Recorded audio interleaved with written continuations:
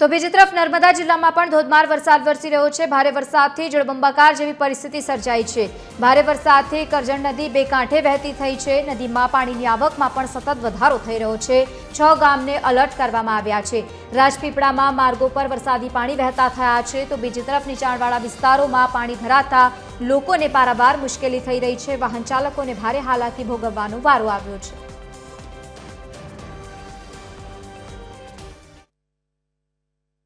છેલ્લા 24 કલાકમાં નર્મદા જિલ્લામાં ભારે મુસળધાર વરસાદ વરસ્યો છે, જેને કારણે 5 તાલુકા જળબંબાકાર થઈ ગયા છે। તમે જોઈ શકો છો કે અહીંયા કરજણ નદી જે છે એ પૂર બહારમાં બેવ કાંઠે વહી રહી છે। નાંદોદ તાલુકામાં સૌથી વધારે 4 ઇંચ જેટલો વરસાદ નોંધાયો છે।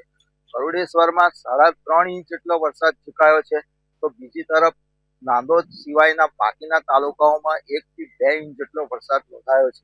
આ વરસાદને કારણે નદીઓમાં ઘોરાપુર આવ્યા છે અને આ જે કરજણ નદી છે એ કરજણ નદીની અંદર પણ ભારે પાણી આવવાને કારણે 6 ગામોને એલર્ટ કરવામાં આવ્યા છે।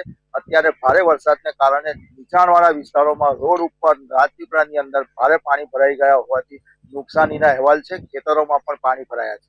દીપક જગતાપ, TV13 ગુજરાતી, હકથી ગુજરાતી, નર્મદા।